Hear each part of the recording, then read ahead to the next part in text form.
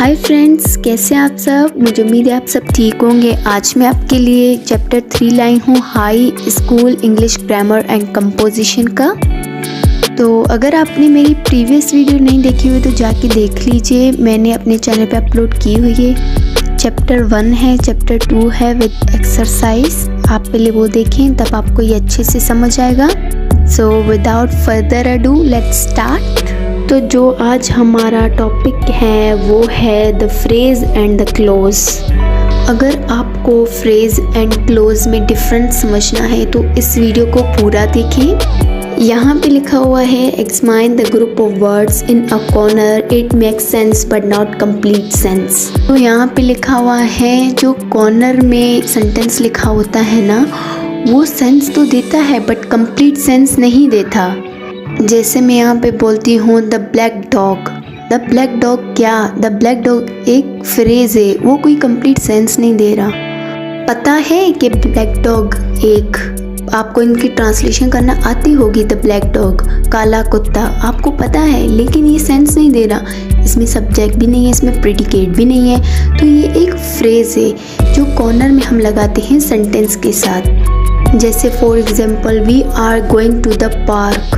जो यहाँ पे लिखा हुआ है ना टू द पार्क, मैंने सेंटेंस के लास्ट में बोला। अगर मैं सिर्फ ये बोलूँ आपको टू द पार्क, आप लोग समझेंगे क्या to the park. Full sentence बोलो तो ये एक फ्रेज है जो कंप्लीट सेंस नहीं देता। एक और सेंटेंस बोलती हूँ, it was a story as old as time.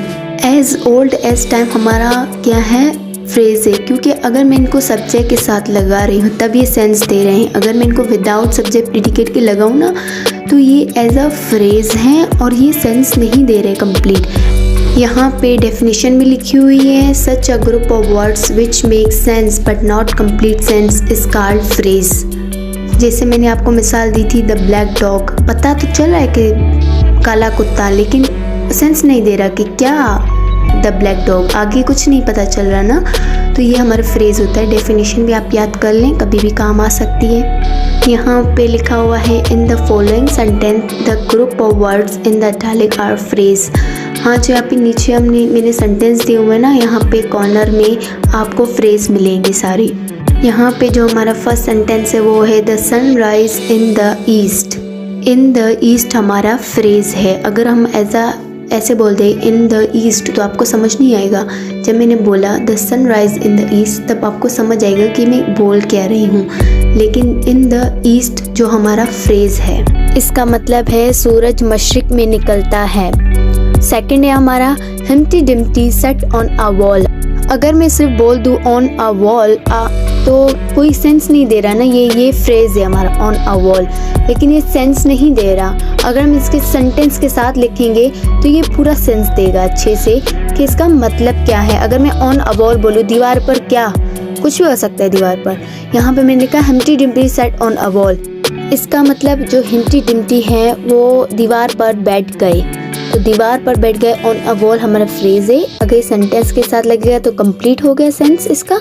अगर ये अकेले में हम ऑन अ वॉल बोलेंगे तो ये कोई सेंस नहीं देगा, एज अ ये फ्रेज है। ओके, थर्ड है हमारा there came a giant to my door. इसमें जो हमारा फ्रेज है वो है a giant to my door. इसका मतलब है मेरे दरवाजे पर एक जायंट आया।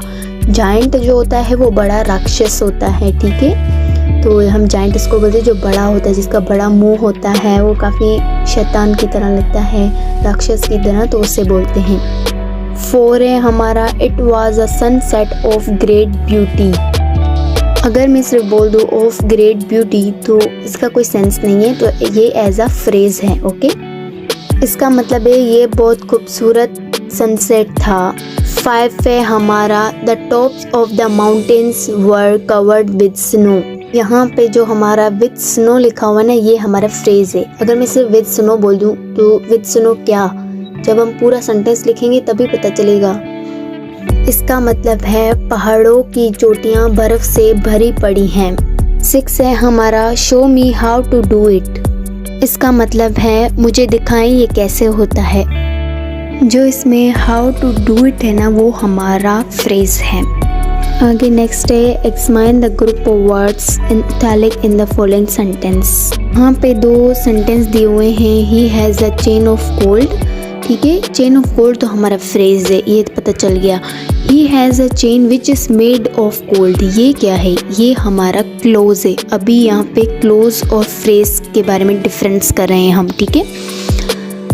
आप सोच रहे होंगे दोनों सेंटेंस तो एक ही मीनिंग दे रहे हैं, तो डिफरेंस क्या है, तो चलिए देखते हैं। यहाँ पे नीचे लिखा हुआ है we recognise the first group of words as a phrases, मतलब यहाँ पे जो हमारा फर्स्ट सेंटेंस है वो एज अ फ्रेजेस यूज़ किया हुआ है वहाँ पे चेन ऑफ गोल्ड। यहाँ पे लिखा हुआ है the second group of words unlike the phrase of gold contains a subject which and a predicate, it is made of gold. यहाँ पे आपने देखा contain a subject which and predicate is made of gold, मतलब जो subject भी यहाँ पे है, जो विच है एज अ सब्जेक्ट यहाँ पे यूज़ हुआ है और is made of gold as a predicate use किया हुआ है, मतलब इसमें सब्जेक्ट भी आ रहा है, प्रेडिकेट भी आ रहा है, तो ये हमारा क्लोज हुआ, ठीक है। क्लोज में हमेशा सब्जेक्ट एंड प्रेडिकेट आता है, वो हमारा क्लोज होता है, और एज अ जो कंप्लीट सेंस ना दे, सिर्फ कॉर्नर में आए, वो हमारा फ्रेज होता है। यहाँ पे लिखा हुआ है such a group of words which form part of a sentence and contain a subject and predicate is called a clause. यहाँ पे लिखा हुआ है जो सेंटेंस का पार्ट होता है ना, सब्जेक्ट और प्रेडिकेट, वही क्लोज होता है। क्लोज उसे ही कहते हैं जिसमें सब्जेक्ट और प्रेडिकेट दोनों आए, वो हमारा क्लोज होता है। और यहाँ पे लिखा हुआ है in the following sentence the group of words in italic are close.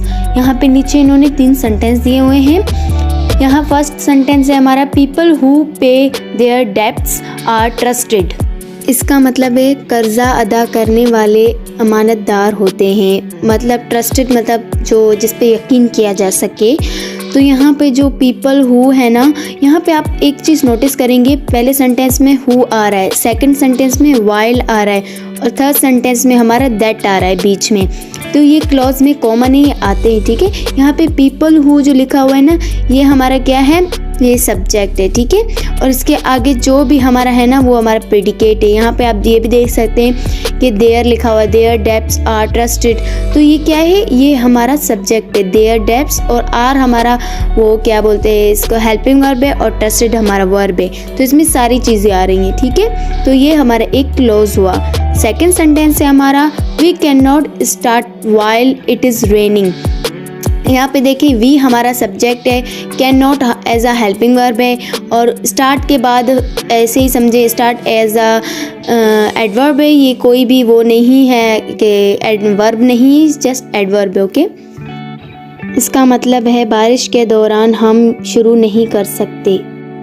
और थर्ड है हमारा I think that you have made a mistake. यहाँ पे आई जो है वो है हमारा सब्जेक्ट, पे भी आप देख सकते हैं जो यहाँ पे सब्जेक्ट भी है और प्रेडिकेट भी है, तो ये हमारा क्लोज हुआ। इसका मतलब है मुझे लगता है आपने गलती की है। तो आज के लिए बस इतना ही। मेरे चैनल को सब्सक्राइब कर दीजिए, इस वीडियो को लाइक कर दीजिए। तो नेक्स्ट वीडियो में मिलते हैं, अभी के लिए बाय।